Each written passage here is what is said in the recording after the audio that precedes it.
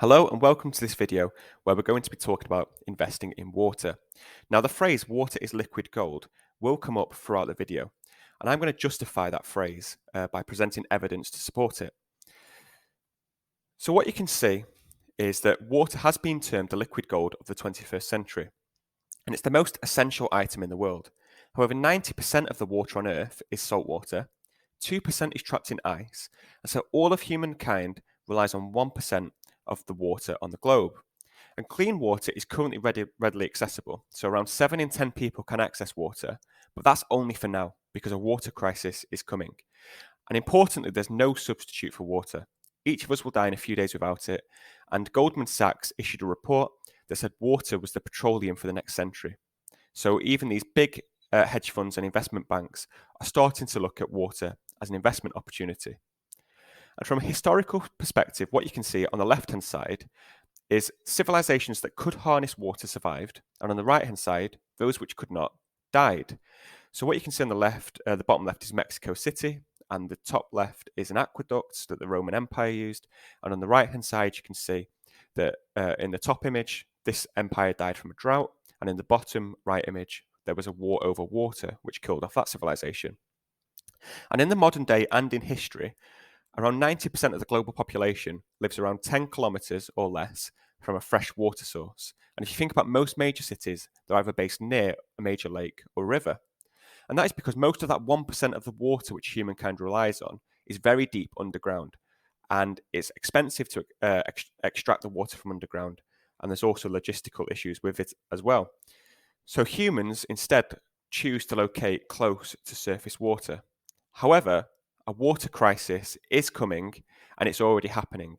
So Cape Town, for example, suffered a water crisis in 2017 and 2018, and it was termed Day Zero.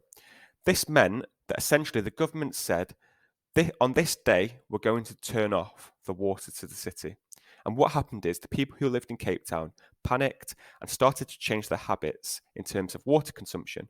So what you can see in the bottom right image is people started to fill up water cans for essential use and got rid of anything that was non-essential use. And in the top right, you can see that at the peak of the water crisis, the dams and reservoirs supplying the city were less than 20% of capacity. And what happened was, because the people of Cape Town changed their habits, they're able to delay Day Zero and actually eliminate it completely. But they also got lucky because it rained. So Cape Town got a lucky escape, but importantly, this water crisis has been predicted now to happen across the globe. So it's predicted by 2040, most of the world will not have enough water to meet annual demand. And Sao Paulo, Beijing, Jakarta, London, Istanbul, Tokyo, Bangalore, Barcelona, and Mexico City are already facing an impending water crisis. So just in terms of Mexico City, you can see that in the top left, it was built upon a giant lake. But now, if you look in the bottom left, that lake has started to drain. So surface water was treated as a public resource and the population exploded.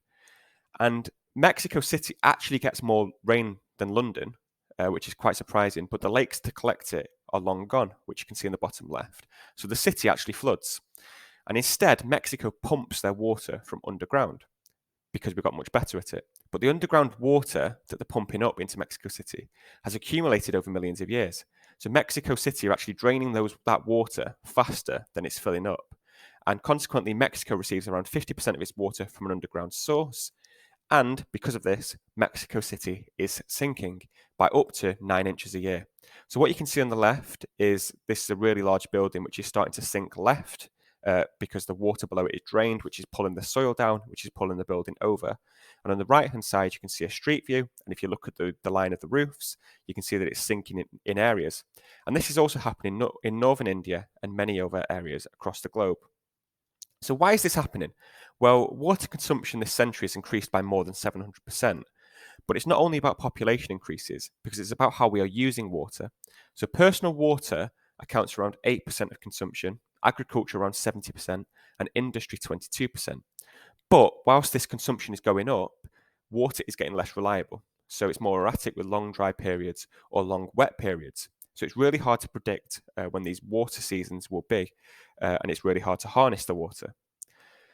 So this is the amount of water which is in common products, and the amount of water, which is in common behaviours. And it might be quite surprising to know that in 1 pint of beer, there's around 74 litres of water which have gone into producing that beer. In a cotton shirt, it's around 2,500 litres. In a hamburger, 1,650 litres. A cup of coffee is 130 litres of water. So it's quite surprising to see how much water actually goes into these products, which people consume on a daily or weekly basis. And the amount of water in common behaviours, flushing the toilet is around 14 litres of water, washing a car is around 100 litres of water, and having a shower is 9 to 20 litres of water. So you can see that the average person, if you just looked at these few habits and products, actually uses a lot of water without knowing. So water consumption is increasing, but why do we not care? You don't read about this too much, and you don't hear about it too much. And it's because the true cost of water has not been fully appreciated. It is cheap, so we use it inefficiently. So for example, if you go to McDonald's, for example, and buy a £1 cheeseburger, if the true cost of water was actually reflected in the hamburger, do you think you could buy one for £1? Which the answer is probably no. And countries such as India grow sugarcane and China grow wheat in their driest regions, which is kind of crazy when you think about it. So we currently use water very inefficiently. And this is seen in farming as well, with the most inefficient irrigation method, which is literally flooding the fields with water. And also, across the globe, a lot of the big cities are losing a lot of its clean water due to leaking pipes and a lack of funding into infrastructure, which is kind of crazy as well when you think about water being so essential. And we also value water so little, we literally dump waste and sewage into it.